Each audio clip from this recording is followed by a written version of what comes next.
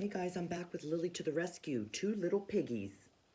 And in chapter 3, remember that they caught the little piggies and they took them to the animal rescue, and Mom said they had to be fed every 2 hours. And she said it was Dad's job to do it. Chapter 4. That night was the best. Dad and Maggie Rose and I stayed overnight at work. I'd never done that before. I was so excited. At work, most of the animals live in cages or kennels. I'm the only one who gets to be out roaming around, sniffing and greeting all my old friends and any new arrivals. Most of the animals don't stay at work too long. They leave after a few days or weeks, usually when a happy person or a family full of happy people comes to get them. I'm sad to see my friends leave work, but they and the people are so happy it makes up for it.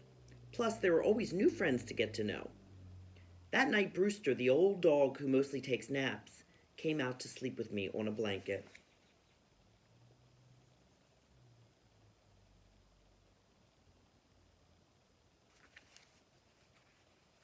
Maggie Rose stretched out on a mat on the floor, while Dad lay down on the narrow bed where Maggie Rose sometimes lies down to read her books when she comes to work. The pigs, however, hardly slept at all. They squealed and snorted, and when Dad picked up one of them and pushed a bottle into her mouth, the delicious aroma of warm milk filled the air. Brewster and I would look at each other with bewildered expressions. Why did pigs get milk while there was none for dogs? What was going on here?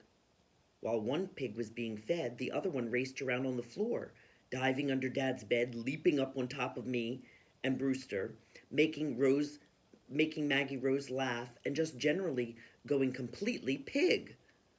They were fantastic playmates. They loved to play chase me, whether they were tearing after me or each other or running away from me when it was my turn to chase them. Dad would lie back on his bed and the pigs would dart over to him and squeal to make sure he was paying attention to them.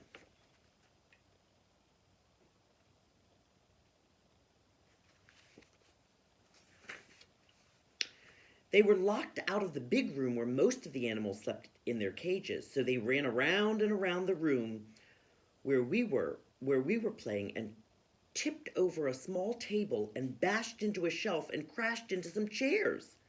Brewster slept through most of this and was very grumpy when one of the pigs jumped on him. This happened many times. Brewster kept staring at me as if he thought I should do something to make the pigs behave. Why would I, when we were all having so much fun? Dad never took a bottle and gave me milk, but he sure enjoyed doing that with the pigs. Maggie Rose did it too. After a while, though, she lay down on her mat and closed her eyes and stayed there, and Dad fed both of the pigs. Again and again, I'd look over to see him holding one or the other in his lap, feeding them, his eyes half closed. I can't believe I have to do this again so soon, Lily, Dad said with a sigh. I wondered if he was telling me how much fun we were having at work all night long. How can they eat so much? I heard the question and did sit. What else could I do under the circumstances?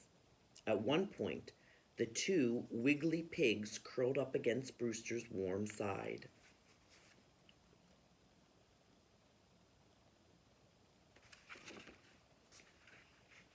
I lay down with Maggie Rose and Dad flopped back on his bed, and I thought we were all going to sleep for a good long time.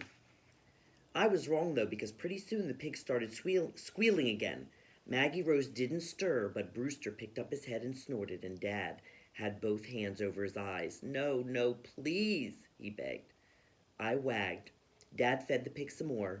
It seemed to be his new favorite thing to do. Mom arrived early the next morning. How did it go? She asked Dad. Dad shook his head. If they slept more than 10 minutes apiece, I missed it. But I stayed on schedule and they've been fed. Thank God for Lily, she keeps them occupied. I wagged because he'd said my name. I'll take over feeding them. Will you go home and get the kids some breakfast? Mom asked. Sure, Dad agreed. And then I'm going to bed. Today, Dad's job is to take a nap. I woke up Maggie Rose by licking her ears, and we left work and went home. The rest of my family was seated at the table. Craig fed me some eggs, and Maggie Rose told me I was a good dog.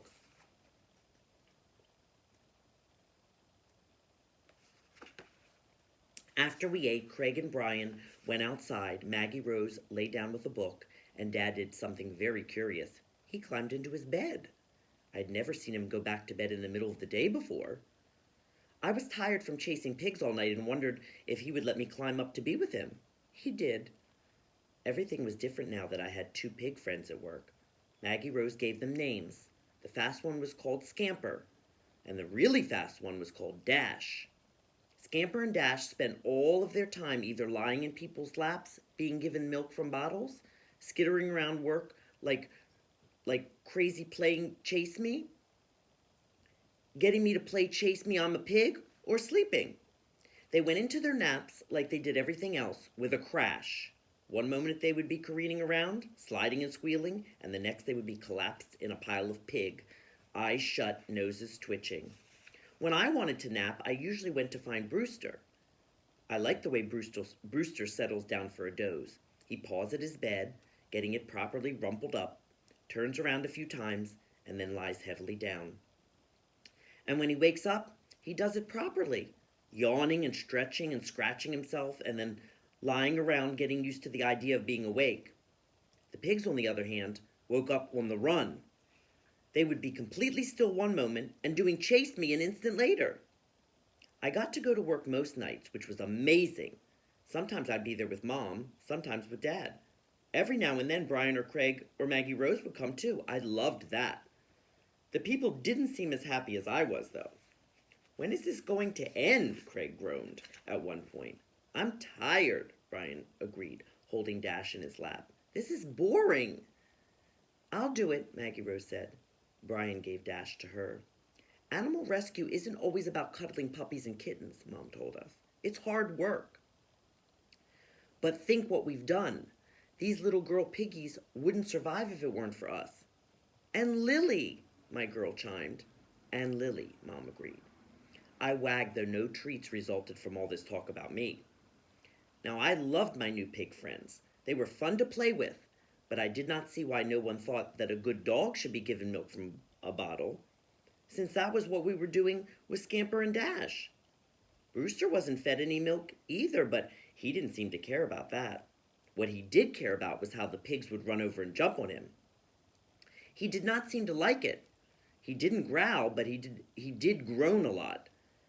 I tried to herd the pigs away from Brewster when I could. This is killing me, Dad complained one day. We had been at work all day. Now Brewster was deep into a nap, and I was watching jealously as Mom and Dad sat in the chairs and gave the little pigs a meal. It's killing us, Mom corrected tiredly. They have so much energy. I think we need to get these little girls feeding on their own, Dad said. I can't do this much longer, and you've got other animals to take care of at the rescue. You're right, Mom replied resignedly. They're for sure old enough to feed themselves, but I don't know what to do. I put goat milk in a bowl, but they weren't at all interested. I think they prefer bottle-fed. It makes them feel loved. Mom's phone jangled in her pocket, and she reached in awkwardly and held it up to her ear. Hello, she said sleepily. And then she sat bolt upright and didn't seem to notice as the bottle slipped out of Dash's mouth. Oh, no, she said. Oh, goodness. I'll be right there. She got up and dumped Dash in Dad's lap. What happened? Dad asked. He looked worried. I sat up watching both of their faces intently in case they needed my help. That was the school, Mom said. Maggie Rose fell asleep in class and she slid right out of her chair onto the floor. I heard my girl's name and gazed around alertly for her, but I didn't see or smell her anywhere near. Dad and Mom looked at each other. You better go get her, Dad said with a sigh. He looked down at the pigs in his lap. When you're back, we'll figure out something to do. And that's the end of chapter 4. Why did Maggie Rose fall asleep in class? And what are they going to do about these two little piggies, Dash and Scamper? We'll find out next time.